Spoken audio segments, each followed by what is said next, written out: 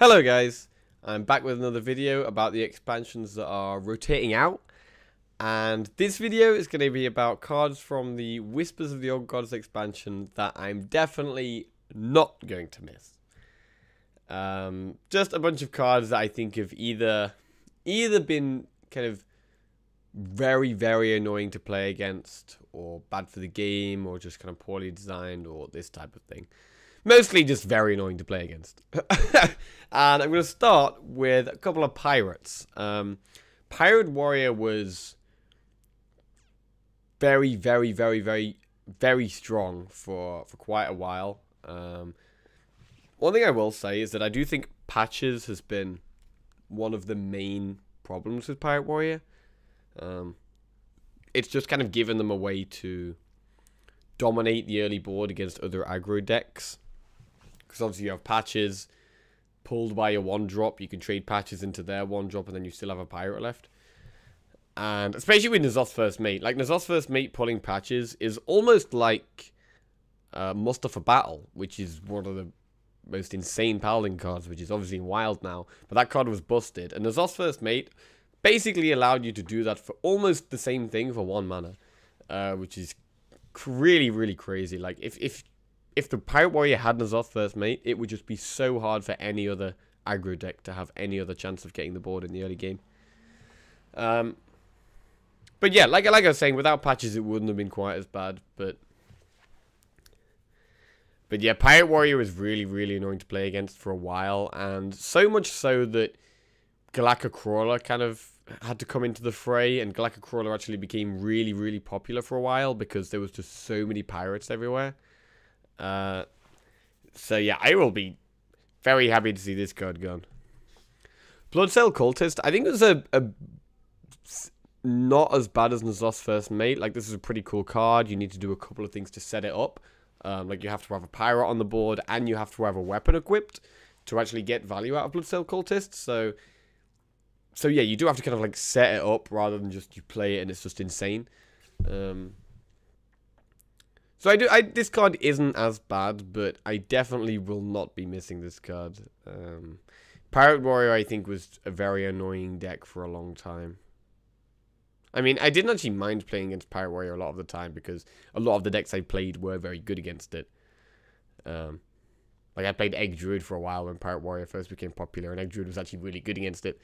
But there's just been so many decks that as soon as you come against Pirate Warrior, it's been such a problem. Obviously, right now, Pirate Warrior isn't as much of a problem. Patches has been nerfed, along with a couple of the other...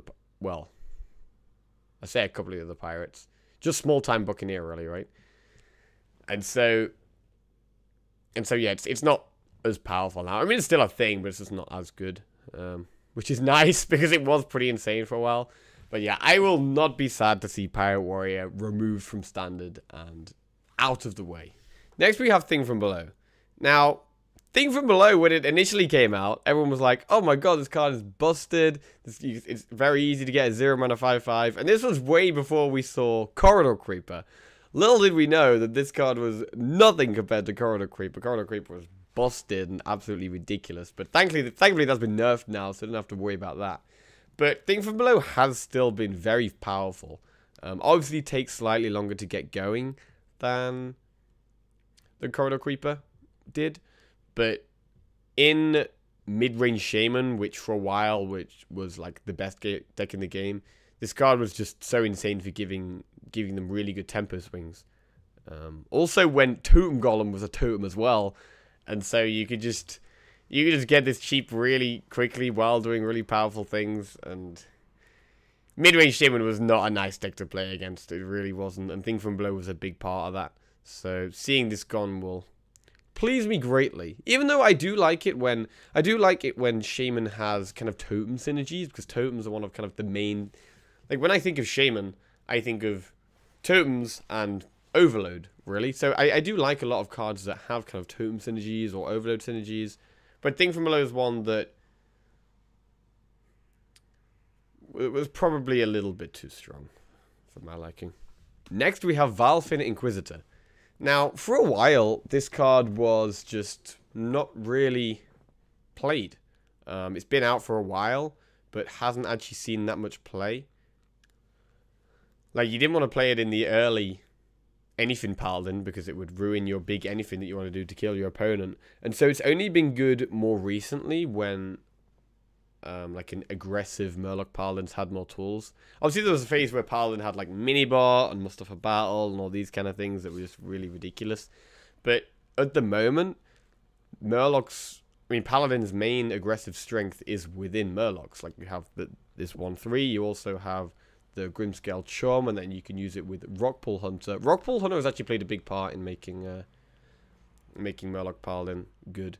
But combined with Valfin Inquisitor, it's just kind of really annoying early game. Like, Valfin Inquisitor into Rockpool Hunter almost felt a little bit like Turtle Shrug into Totem Golem, which was obviously a ridiculous opening for Shaman to have, which was stupid.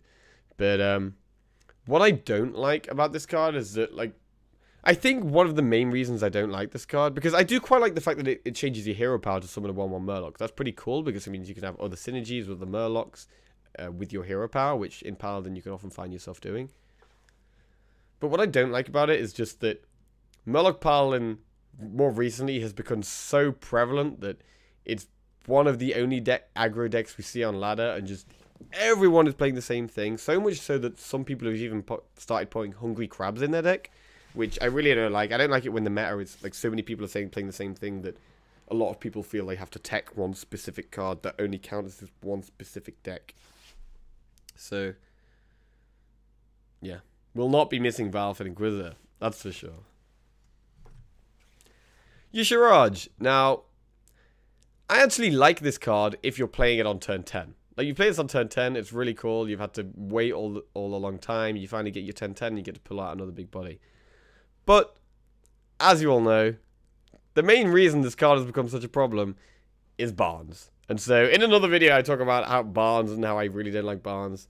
But it's mainly the combo of Barnes and Yusharaj, which has been so broken and has allowed people to essentially just win the games on turn 4 a lot of the time, that I think everyone will be very happy to see gone from Standard, and we won't have to think about it anymore.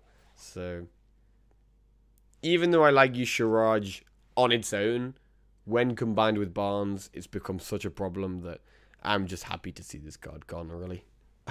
The final card I will not be missing from Whispers of the Old Gods is Evolve. Evolve is actually a lot of fun. Like, whether you're playing it or playing against it, whenever Evolve's used, neither player has no idea what's going to happen. Like, you could end up with a load of minions you really want, that's really powerful, or sometimes you can kind of essentially devolve your own board, because there's such a wide variety of minions at each mana cost. You can sometimes evolve and just have a worse board. You can also sometimes evolve into there's things like Doomsayer, which can obviously just clear your own board. You can be in a great position, use evolve, but then get Doomsayer, and then it clears your own board, and you've just lost yourself the game. But the main reason I don't like it is the power of Doppelgangster Evolve. Doppelgangster Evolve was just so strong that I feel like it carried Evolve Shaman a lot of the time. Like, I like Evolve as a card when it's kind of used with a variety of different things and it's used in different situations. But when everyone is literally just trying to get it off with Doppelgangster every game for this one really powerful 6-mana play, I didn't really like that so much. It's become pretty cool with Corridor Creeper. That is one thing I will say. Like, Corridor Creeper, since the nerf, hasn't really seen any play outside of Evolve Shaman. And I do quite like that I do like its use in Evolve Shaman. Like, you can get it to 0 mana and then evolve it into an 8-mana minion, which is a really good tempo play. But then you have to play this 2/5 that only gets really cheap after a lot of things have died, so it's not that easy to do. But yeah, I'm not gonna miss Evolve, really. Combined with Doppelgangster, it was just very annoying. I like when a lot of cards can give you like small advantages and small tempo swings, but the Doppelgangster Evolve was just such a big tempo swing. It's not quite on the level of Barnes Yusharaj, but it's a similar type of thing. It's like you're doing way too much for the amount of mana you should be able to do. I will say that when someone used Doppelgangster into Evolve and evolved their Doppelgangster into the 1/1 big time Racketeer or whatever it's called, that was one of the most satisfying things ever. I will say that. But yeah, goodbye Evolve. goodbye. And we do still have Unstable Evolution and the Shaman Death Knight. So there's definitely still going to be ways to use some kind of evolve mechanics. I actually think I prefer Unstable Evolution to evolve. Unstable Evolution is a really good card. So it'd be really interesting to see if that does see any play competitively still. Okay. These are all of the cards I'm not going to be missing from Whispers of Your Gods. Thank you guys for watching the video. Catch you next time.